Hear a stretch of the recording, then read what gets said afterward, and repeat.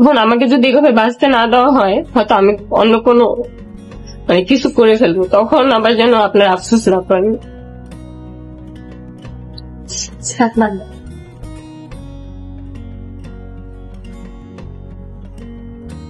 হ্যাঁ, লাইভ বলছে আমার বাবা নাকি, আমি নাকি জীবনে কোনোদিন 5 লাখ টাকা একসাথে চোখে দেখি নেই। আমরা গরিব অনেক, এটা নিয়ে আমার কোনো সমস্যা নেই, আমার বলতে কোনো খারাপ লাগাও কাজ করে না, কারণ আমরা গরিব। গরিব হলে যদি মানুষের কাছে ছোট হয়ে থাকতে হয়, তাহলে ওইসব মানুষ কোনো মানুষের মেন্টালিটির মধ্যেই পড়ে না।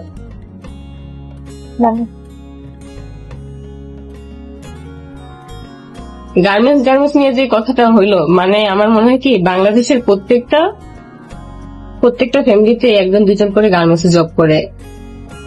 আমি আর কি যতদূর জানি, এখন যদি আমার জানা যদি ভুল হয় তাহলে এটা আমার ভুল। গার্মেন্টসে জব করে পেট চালায়, এটাও একদম ঠাট্টা মজার মধ্যে নিয়ে এসে করছে। গার্মেন্টসে জব করে 7,000 টাকা বেতন,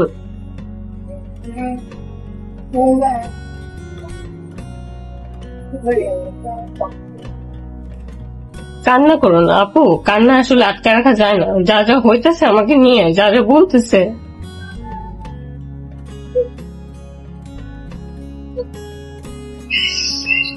আমি যদি আমার মতো থাইকাও যদি আমি সব দিক থেকে প্রেশার ক্রিয়েট করতেছে আমার উপরে, আমার মনে হয় না আমি বেশি দিন এভাবে স্টে করতে পারবো। আমার যদি কখনো কোনো ক্ষতি হয়ে যায় তাহলে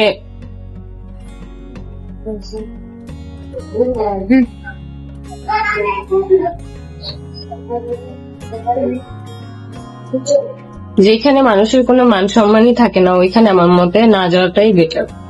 এখন তোমরা অনেকেই যারা বলতেছো আমার ছেলের জন্য, আমি তো আমার ছেলের সাথে কারো কন্টাক্ট অফ করিনি। আমার ছেলের সাথে যারা কথা বলবে, আমার কোনো সমস্যা নাই, আমার কোনোদিন থাকবেও না।